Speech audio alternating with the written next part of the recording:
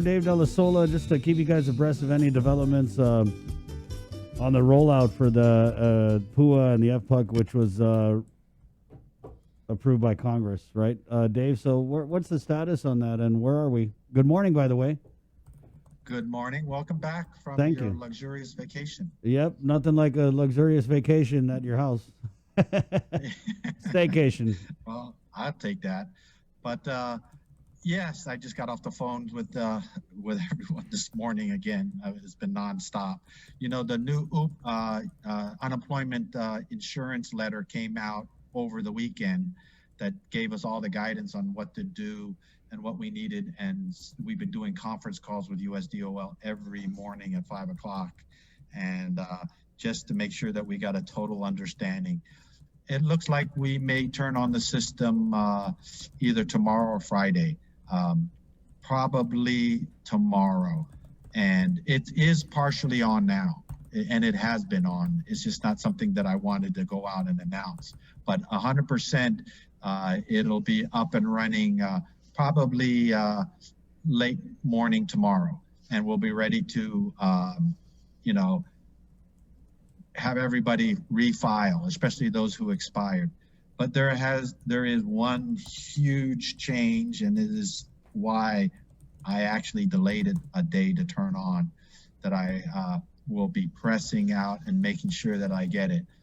And this is coming from USDOL. This is not something that I'm real pleased about. But the biggest change in this program will be those businesses and employees that are open and are working at reduced hours will no longer qualify for PUA. So let me repeat that one more time, because that is a huge, disappointing bit of business. I'm sorry, just a little bit of construction going on. But those employees who are working on reduced hours will no longer be qualified for PUA. So you have to be 100% unemployed to qualify for PUA. That is going to be a big change, especially now that there's the FPUC for $300. Whereas previously you only needed to qualify for $1. Now, for PUA, remember Guam only has PUA. The unemployment program back in the States, you could still be partially unemployed and still qualify. But not now. And I've been fighting with the USDO. Well, not fighting, but trying to make sure that I got a clear understanding, because how much this is going to affect our people. And it's not something I'm real pleased about, but it's their program, it's their money, and I'm just a steward. How many people are going to be impacted by this change, Dave? Well, that I don't have. I don't have the system program to tell me how many numbers of people who are applying that are reduced hours or partially working. It doesn't, the system doesn't separate that. Either you're qualified and you're getting PUA, or you're not. So I know it's going to affect a lot of people, and I know there's a lot of people who are working with the system, employers that were nice enough, if they had 10 employees, they wanted to work all 10 at a reduced level, but still allow you to collect PUA. Now, your whole mindset is going to have to change. You're going to only want to bring back those employees that you can give as many hours to, and let the balance of them stay unemployed so that they can collect PUA. Because once they work 5 hours, 10 hours a week, that's their only income. They're no longer qualified to collect PUA if you are working reduced hours. Can we go back? Keep repeating it, because it is a totally different mindset. Yeah. So than what the previous program is. If we had an unemployment insurance program in place, would that change anything? Would that have changed anything? I'm sorry, can you say that louder? I can barely hear you. If we had an unemployment insurance program in place, a UI program in place, would that have changed anything, or is this just the word of God coming? Yes, of course. Okay. It would have.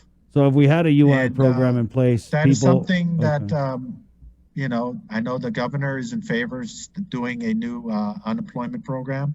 And in fact, it's funny, because I was talking to our software vendor about that now, that, he said, Dave, if you had UI, you would still get that benefit. But it was a task to get the PUA up.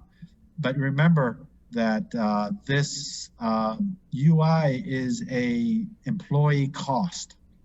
It costs anywhere from 4 to 6% estimated. So this is an employer board cost, and it's not something that you want to add on to employers while they're rebuilding during a pandemic. You know, it's something that, you know, once the island is back and robust, then they can afford to plan it and build it in. And it takes years to get an unemployment system up. I can't do what I did with the PUA in a couple months. Right. That was an unbelievable task. But a UI program is the largest division of any Department of Labor in any state. It is a staff-intensive and very complicated program and division to stand up, and it's not something that can be done easily. So it would take time, 1 to 2 years, my estimate, to get it stood up, get it up, running, and get the trust fund built up so that it is ready to be implemented. And but you know, the good news is I'm going to turn it on tomorrow, and those who are people that are unemployed and who aren't working will be able to start filing. And I'm looking, if everything goes well, to batch this coming Tuesday. For the that's second the other round. big news for the second round. So we have one more week in the old program because the last batch date was December 19th. So those who qualified up to the 26th when the shutdown would get that week. And those who didn't expire will get the following 2nd and the 8th, whatever, weekly claim benefit. So when we turn it on tomorrow, those who have expired will have to go in and reopen their claim. Okay. And what that means is that they will have to establish their claim. There's a lot of populated information, but all the boxes and all the questions they'll have to go through again. Mm-hmm. This is something that is being done also in the States. So it's not just Guam. All those who expired are expired out of the program, and they would have to at least go back in and reopen their claim. So the information as far as their private information will still all be populated, but are you still unemployed? Did you have any income? Are you still affected? Those boxes will need to be rechecked again and their claim re-established, and then they can go back in and effectively file for those weeks starting January 2nd and moving forward. Because those who expired they are given an additional 11 weeks, but it starts on January 2nd. Okay. And just real quickly, because somebody's asking, I know you read off the major change with the PUA Part 2. Somebody's on our stream. So 5 hours less is still eligible. Reduced hours, if you're working at all, you're no longer qualified. It's as clear as that. And what's going to end up happening, and this is the reason why I'm delaying the change till tomorrow, and we need to start announcing it, is people are going to apply and file for their weeks and thinking that it's at reduced, and the system may still accept it, and they're going to end up being overpaid. All right. If you know what I mean. Yeah. Okay. All right. So what's going to end up happening is that we're going to have a group of people that are going to collect the money erroneously, because the system is automated. And if you answer the questions incorrectly, but and check off these boxes that you're still unemployed, even if it's at reduced, you're going to end up getting paid, and you're going to end up being overpaid, and you're going to have to repay it back. And I'm trying to avoid that, but it's going to happen. I'm warning you now. Yeah. It's just this is the cards that I'm dealt, and I'm going to try to get as much announcements out, and I would appreciate you guys and the media announcing that you're no longer qualified if you're back to work at any full-time, part-time, or any level. So, Dave, I mean, I know you don't have the thing up in front of you, but what's your estimation of the number of people? Is it thousands of people that are going to be impacted by this? Probably 1,000. The whole restaurant industry. You know, Yeah. they've been working on takeout. They're working at 25%. Every time I eat, I get people, you know, the waitress comes, oh, thank you. I'm working only 10 hours a week, or, you know, not my normal hours. You know, you're helping me survive. And I'm sitting there saying, oh, God, my heart is killing me. You know, This really this- sounds like we're going to see the lines for food distribution go back up. Yeah. Oh, I can just. you know, I am slammed with so many things that I can't put my hands around it, but it is what it is. So employers, you know, you have to be smart calling your people back. And, you know, don't call them all back and give them reduced hours. Call the ones and work them as many hours and let the other ones stay unemployed, laid off, Wow. so that they can collect. Yeah. You Okay, didn't Dave. officially hear that from a USDOL person. So this is what you got to You do. know, I Yeah, take here's care how of it my Lay works. people them first. off, all right? And they can get the PUA. Dave, thanks for coming on here. Just real quick, though, when you file your claim again, do you have to resubmit all your documents? You do have to submit if you have any changes. If you are continued on, you know, there is a big change in the States. You have to submit all your documents. It is a requirement, but we made that requirement already, so we're already ahead of that curve. So if you're reduced in hours and you are laid off again, like I mentioned earlier, but I won't say again, then you will need to get another letter from the employer that says that, you know, you were working reduced, but you are hereby laid off effective this date.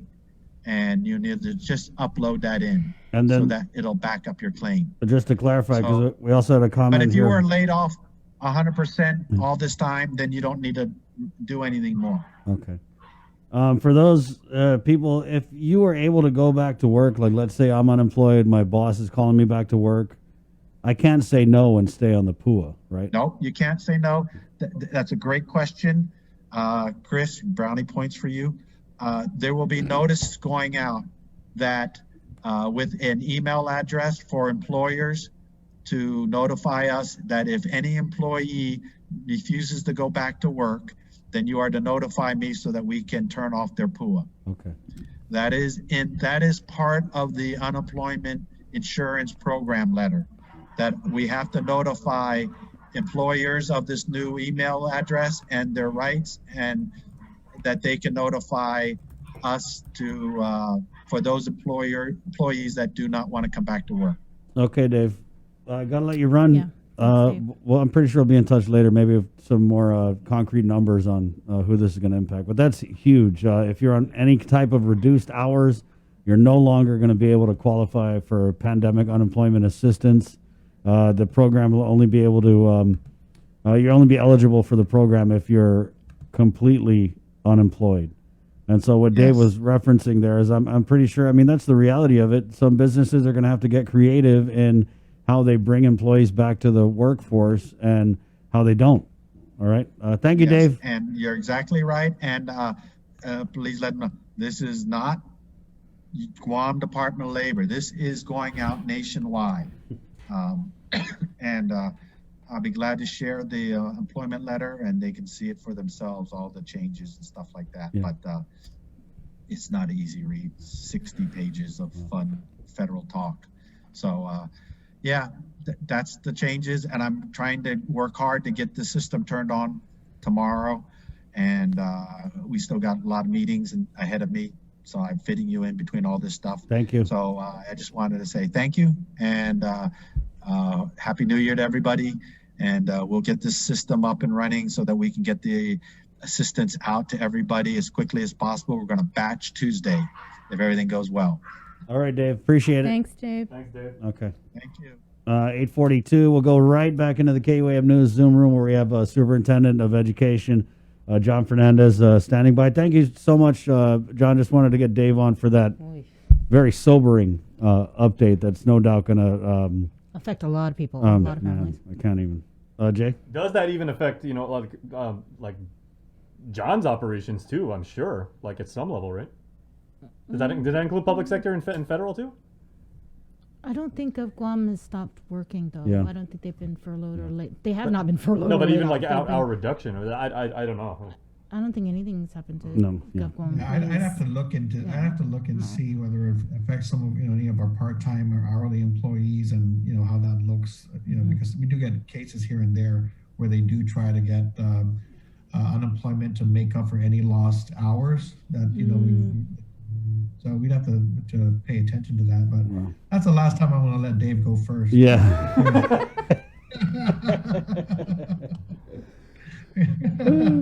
Well, I mean, John, if you were looking for the soundbite of the day, that's a tough act to follow, man. well, anything. Things go up, call me back and David Yeah. Downer. Yeah, David Downer. Davy Downer. But you could see on Dave's face. I mean, he Yeah. was very, very troubled by delivering that news too. Yeah. So. Mhm. Well, okay. John Fernandez, GDOE superintendent. Obviously, we're less than a week from